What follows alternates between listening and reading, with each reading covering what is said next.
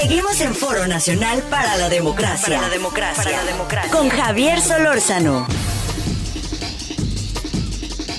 Marco Antonio Baños, a ver, hablando del Instituto Nacional Electoral, @FM, estamos en el Foro Nacional para la Democracia. Te pregunto, además de lo que han dicho tanto Lorenzo como Benito, ¿qué agregaríamos?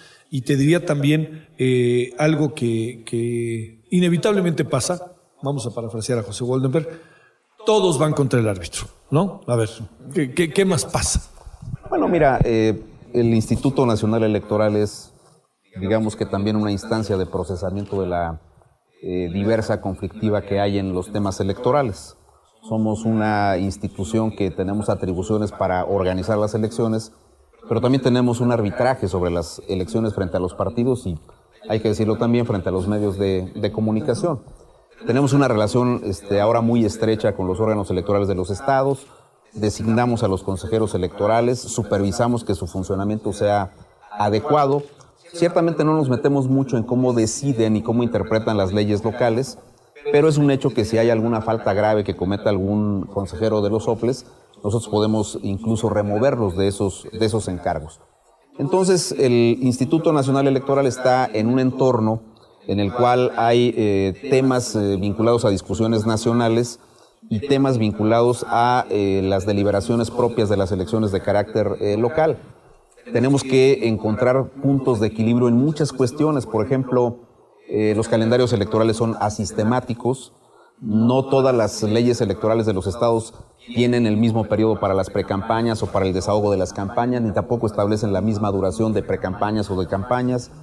Entonces, nosotros tenemos que ir ejerciendo ciertas atribuciones para tratar de hacer mucho más homogénea la organización de las elecciones federales y locales.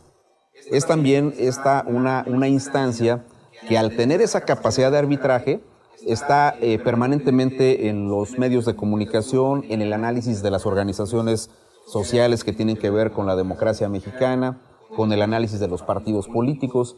Y ocurre una cosa que no te la podría explicar de alguna manera con claridad, porque desde que el Instituto Federal Electoral abrió sus puertas el 11 de octubre de 1990 hasta el 4 de abril del 2014, cuando se integra el Instituto Nacional Electoral, y los poco más de 3 años que llevamos funcionando, pues te diría que es una institución cuya centralidad es sui generis, es única en el país. Si tú te encuentras en algún momento en la discusión del presupuesto, pues lo que más atrae la discusión pública no es el presupuesto de la Secretaría de Desarrollo Social o el presupuesto del Poder Judicial, es el presupuesto del Instituto Nacional Electoral. Todo el mundo sabe en este país que, por ejemplo, los salarios de los ministros de la Corte son más amplios, mucho más amplios que los de los consejeros electorales, pero se discute con mayor intensidad el salario de los consejeros, pese que a 10 años de distancia, pues no nos hemos incrementado un solo peso en el salario que nosotros tenemos. O sea, no tienen ¿qué será? Premios a fin de año como la Cámara de Diputados, senadores. No hay absolutamente nada que tenga que ver. ¿Cuánto gana un consejero, Marco? 170,000 pesos netos. ¿Y es lo que recibe mes tras mes? Mes tras mes. Y hay que declarar impuestos, entonces. Sí, bueno, ya deducidos los impuestos, es ese el salario neto. Entonces te diría, estamos en esa discusión permanente. Te diría también que, por ejemplo, esta institución ha sido paradigmática en otros temas de cobertura nacional. Cuando el gobierno federal del presidente Fox pretendió establecer el servicio civil de carrera de la Administración Pública Federal, el INE ya traía una experiencia vasta en la integración del servicio. Cuando también el presidente Fox emite la Ley de Acceso a la Información Pública Gubernamental, el INE ya había trabajado con temas de transparencia, de acceso a la información, y obviamente el instituto, independientemente de que es más reciente la regulación en materia de protección de los datos personales, traíamos una lógica de protección de los datos contenidos en el padrón electoral. Todo ese tipo de cuestiones hace que el INE esté en el ojo del huracán de manera permanente. Somos un árbitro que puede sacar tarjetas y, por consecuencia, como ocurre en una cancha, los actores, los jugadores, piensan que la forma en que el árbitro está visualizando una jugada, digamos, como ocurre en el fútbol viril, ¿no? Entonces, pues ellos piensan que estamos excediéndonos en la forma de resolver alguna cuestión y discuten ampliamente las decisiones del árbitro. el árbitro siempre va a estar en medio de la postura de un partido que es contraria a la de este otro.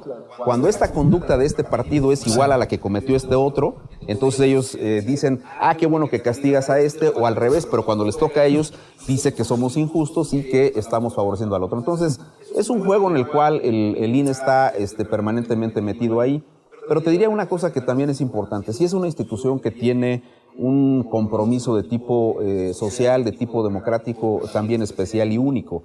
Tenemos a nuestro cargo todo el trabajo de la educación cívica, porque curiosamente desde el decreto de reformas constitucionales en abril del 90, el IFE recibió el encargo de que la educación cívica se realizara de manera integral y directa, así decía la Constitución en esa época.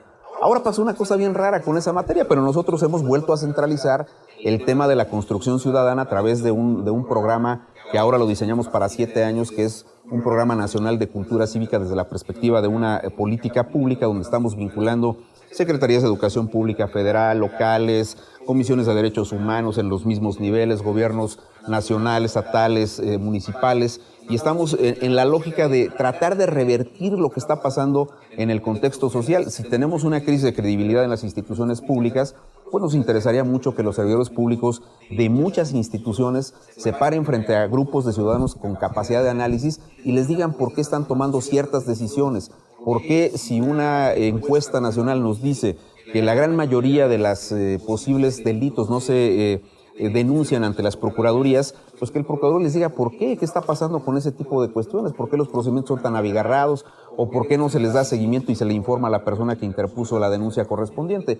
Traemos un plan que es muy, muy ambicioso en esa materia, te diría, pero esa es la razón, es el nivel de centralidad, es el tipo de atribuciones. Lorenzo Benito lo decía con claridad, administramos tiempos en la radio y la televisión, son 2.800 señales de radio y televisión, y ustedes no son tan blanditos que digamos.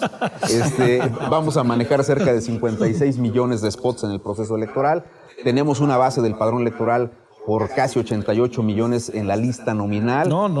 Vamos a instalar 155,000 casillas, estamos permanentemente en los domicilios de los ciudadanos para invitarlos a que integren las casillas. En fin, ahora metidos también en la organización de las elecciones locales, pero con una cuestión que me parece importante remarcar. No somos en su totalidad responsables de las elecciones locales, pero esa línea divisoria en el entramado social, entre lo que hace el INE y lo que hacen los OPLES, ya no está asimilada por nadie. Si hubo un problema con el conteo rápido en Coahuila, es responsabilidad del INE. Como tú decías, si hay servidores públicos que están difundiendo o entregando beneficios de los programas sociales en el Estado de México, es el INE el responsable. Pero el INE va y entonces dice, aquí hay lineamientos de cancha pareja y tienes que pasar a otro estadio necesario, por cierto, en el funcionamiento del sistema electoral, que es la instancia del Tribunal Electoral, que ejerce una función fundamental como el control de la legalidad. Pero si te revoca el acuerdo, entonces mandas mensajes un poquito raros y eso vuelve mucho más intensa la discusión sobre el árbitro. Sale, bueno, estamos en el Foro Nacional para la Democracia, RFM. Les planteo el tema que parece como obsesión, ¿no? La fiscalización, los dineros, ¿no? Y bueno, yo entiendo que le preguntaría a Benito, ¿quién cree que va a ganar el que tenga más votos? Pero más allá de ello diría, los partidos han tomado decisiones ahora con sus dineros, en fin, ¿no? Toda esta parte de fiscalización, de dónde puede venir la lana, hasta dónde llegan sus atribuciones. Bueno, entonces vamos a la pausa. Estás escuchando Foro Nacional para la Democracia. Foro Nacional para la Democracia. Con Javier Solórzano.